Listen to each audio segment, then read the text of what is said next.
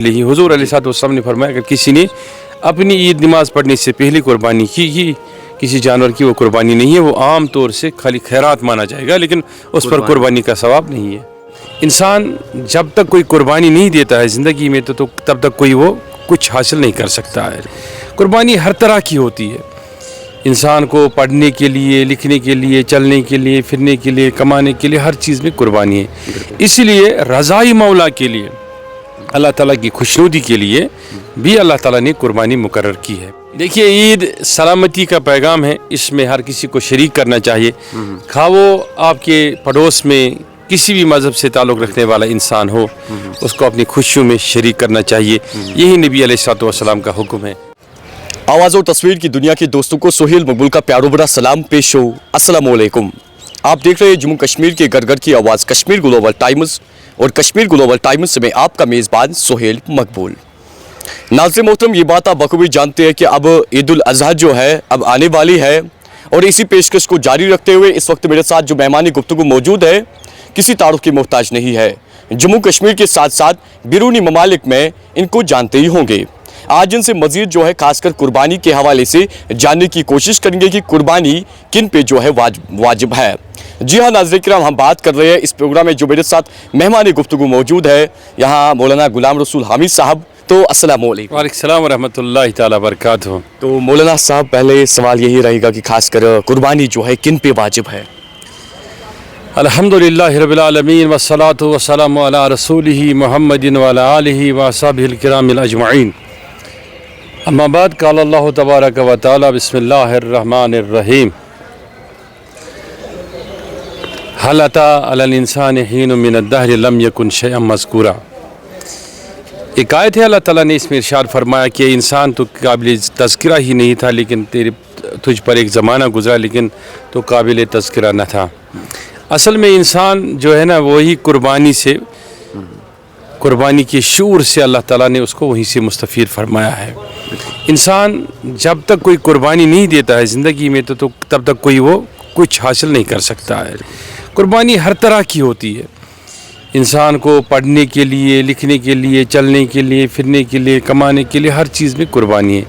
इसीलिए रज़ाई मौला के लिए, अल्लाह ताला की खुशनुदी के लिए भी अल्लाह ताला ने कुर्बानी मुकर्रर की है, जिसकी बुनियाद असल में खालिसतन इब्राहीम अलैहिस्सलाम के दौर से नहीं चली।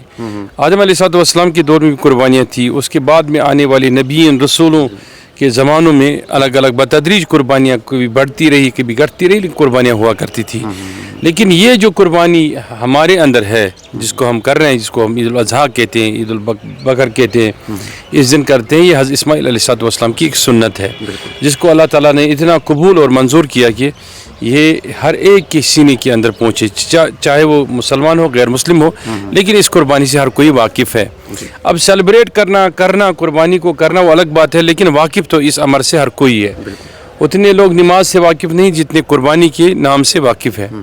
ये असल में वो उस जज्बा और उस एसार का नाम है जो इब्राहीम अलैहिस्सलाम और उनकी अहलिया और उनके फ़र्जंद अल्लाह ताला के उस हुक्म के तहत, जिसमें अल्लाह ताला जिसने में तज़किरा फरमाया, इन्नी अराओ फिल मनाम में, अल्लाह ताला ने इसका खुलासा ये फरमाया कि हज़रत इब्राहीम अलैहिस्सलाम के बारे में और हज़रत इस्माइल अलैहिस्सलाम के उस सफ़र के बारे में।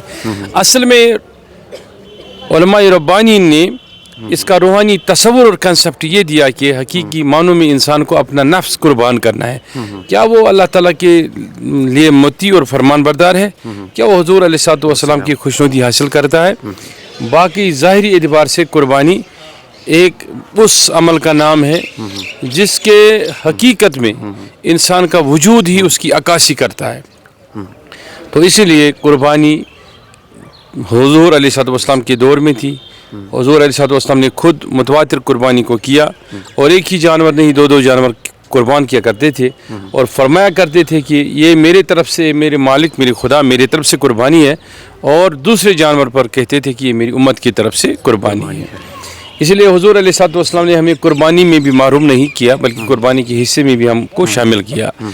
अब इसी सुन्नत को बाकायदा तौर कायम दायम रखने के लिए हर मुसलमान पर जो आकिल बालिग हो और साहिब निसाब हो और इस्तिताअत रखता हो कुर्बानी करने के लिए, जानवर खरीद सकता हो, तो उसके लिए ये है कि वो कुर्बानी करें।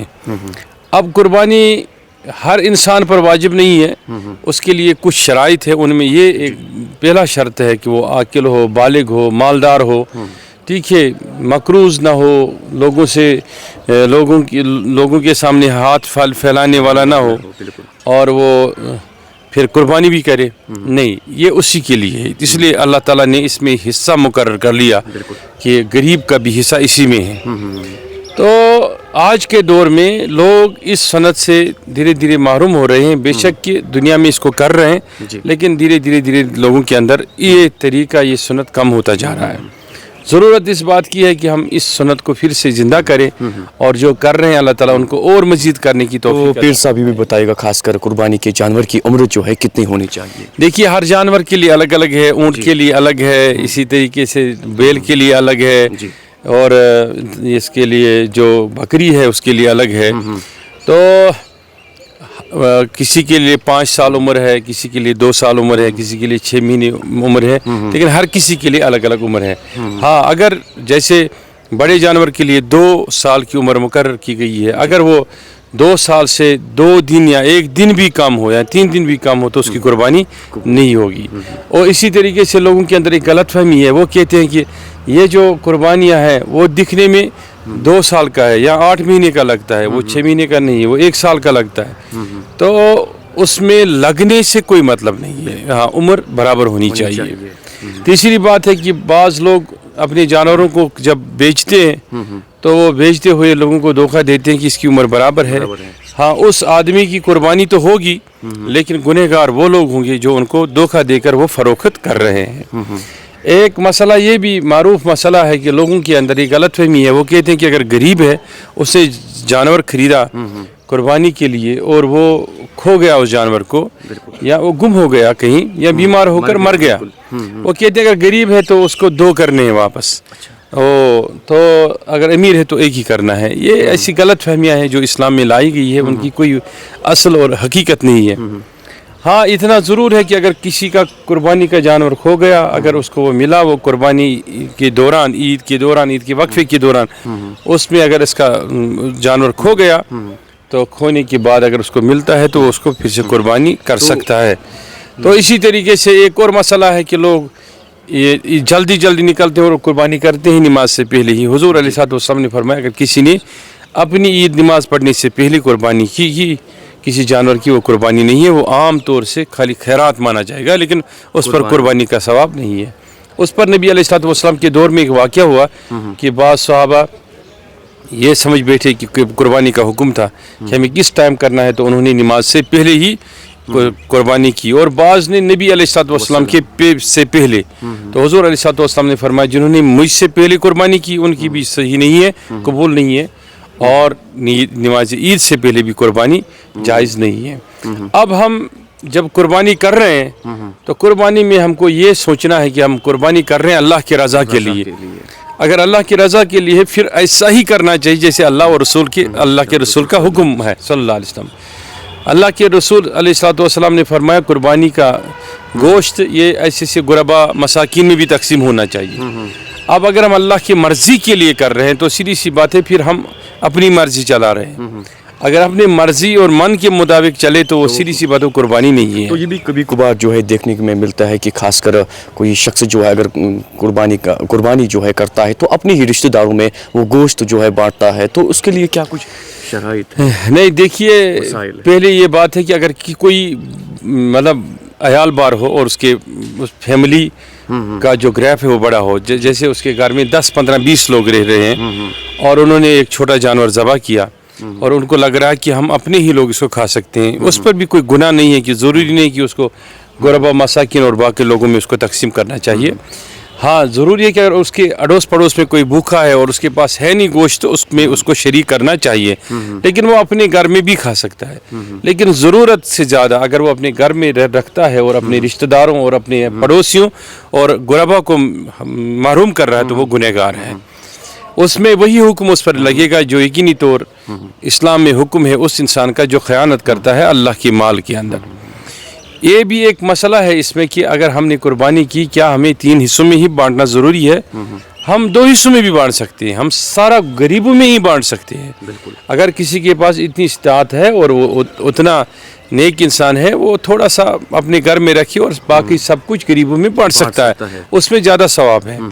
ہر رشتہ داروں کو بھی شریک کرنا اچھی بات ہے, لیکن یہ ضروری قطعی طور نہیں ہے کہ کسی انسان نے آپ کے گھر گوشت کا ایک چھوٹا ٹکڑا بیچ دیا اور گوشت کا چھوٹا ٹکڑا بیچنے کے بعد دینے کے بعد آپ مجبور ہو رہے ہیں کہ اس نے 100 گرام کا گوشت کا ٹکڑا بیچا تو میں 110 گرام کا یا 90 گرام کا بھیجوں واپس. تو یہ ضروری نہیں کسی نے آپ کو بھیجا آپ اس کو واپس بھیجیے. ہاں اچھا ہے, اخوت ہے, بھائی چارہ ہے, اس سے محبت بڑھ سکتے ہیں, لیکن یہ لازمی نہیں ہے. یہ تو پھر صاحب اب آخر پہ جو ہے جموں کشمیر کے تمام لوگوں کے لیے کیا کچھ میسج رہے گی آپ کی؟ دیکھیے, عید سلامتی کا پیغام ہے, اس میں ہر کسی کو شریک کرنا چاہیے. خواہ وہ آپ کے پڑوس میں کسی بھی مذہب سے تعلق رکھنے والا انسان ہو, اس کو اپنی خوشیوں میں شریک کرنا چاہیے. یہی نبی علیہ الصلوۃ والسلام کا حکم ہے. دوسری بات کہ عید کے دن انسان کو یہ سوچنا چاہیے, سمجھنا چاہیے کہ میرے سے کوئی ایسا کام سرزد نہ ہو جائے کہ میں آج قربانی کرتے کرتے بھی اللہ کی ناراضگی کو حاصل کروں. اس سے بچنے کے لیے انسان کو وہی طریقہ استعمال کرنا چاہیے جو کتاب و سنت کا طریقہ ہے, جو رسول اللہ صلی اللہ علیہ وسلم کا طریقہ ہے.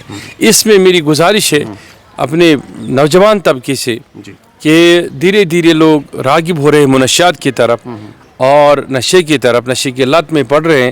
انہیں چاہیے کہ انہیں اس بات کا احساس ہو کہ آج قربانی کے دن وہ تہیہ کر لے اور ارادہ کر لے کہ جس میں ہماری مہربان والدین کی ناراضگی ہوگی اس میں اللہ کی ناراضگی ہوگی, تو ہم اس سے بچیں گے. تو یہی پیغام ہے سب کے لیے. اور دوسری بات ہے کہ ہم عید کے دن دیکھتے نہیں ہیں کہ ہم 2 ویلرز 3 ویلرز یا 4 ویلرز کا استعمال کرتے ہیں اس طریقے سے کہ لوگوں کو تکلیف ہوتی ہے, اور ایسا نہیں کرنا چاہیے. کہ ہمیں وہی طریقہ اختیار کرنا چاہیے جو صحیح ہے اور درست ہے, جس سے کسی کو تکلیف نہ پہنچے. اور آخری ایک بات وہ ہے یہ ہے کہ ہم قربانی کرنے کے بعد اپنے سوسائٹی کو گندا نہ کرے, آلودہ نہ کرے. ہم اوجڑی اٹھاتے ہیں باہر پھینکتے ہیں, ہم یہ نفاست جو ہوتی ہے اس کو اٹھا کے باہر پھینکتے ہیں. ہم خیال اس چیز کا نہیں رکھتے ہیں کہ اس چیز سے ہمارا معاشرہ آلودہ ہو رہا ہے. قربانی بے شک اس میں کوئی بات نہیں, سنت ہے, واجب ہے, لیکن صاف رہنا فرض ہے. تو یہ بھی کبھی کبھار جو ہے دیکھنے کو ملتا ہے کہ خاص کر کوئی شخص جو ہے جانور کو قربان کرتا ہے تو اس کے بعد اس کی کھال کو کسی سڑک پہ پھینکتا ہے. کیا اس کی قربانی جو ہے قبول ہوگی؟ دیکھیے, قربانی تو اس کی ہوگی, لیکن وہ گنہگار ہو گیا. اس نے اللہ تعالیٰ کے سزا کا دروازہ کھولا. وہ اس کو چاہیے کہ وہ قربانی کی جانور کی کھال کی عزت کرے, کم سے کم دباغت دے, اس کو استعمال کرے, اپنے استعمال میں لائے. نہیں تو کسی خیراتی ادارے کو دے, وہ کسی بھی خیراتی ادارے کو دے سکتا ہے, اپنے عزیز و اقارب کو دے سکتا ہے, یا کسی چیز کے استعمال میں لائے. ایسے اٹھا کے باہر پھینکنا یہ قطعی طور گناہ ہے, اور ایک تو نعمت کے خلاف ہے, یہ دوسرا اللہ تعالیٰ کی احکامات کی بھی خلاف ورزی ہے. تو ہمیں چاہیے کہ کسی بھی صورت میں کسی بھی حال میں ہم اپنے معاشرے کو, اپنی سوسائٹی کو آلودہ نہ کریں. اور اس پر قدغن لگنی چاہیے سوسائٹی میں کہ ہم جب قربانی کریں, قربانی کا طریقہ بھی ہمیں معلوم ہونا چاہیے. بالکل. تو اس طریقے سے میں یہ بتانا چاہوں گا کہ جب تک ہمارا معاشرہ صاف ستھرا نہیں رہے گا تب تک ہمارا ایمان بھی صاف ستھرا نہیں رہ سکتا.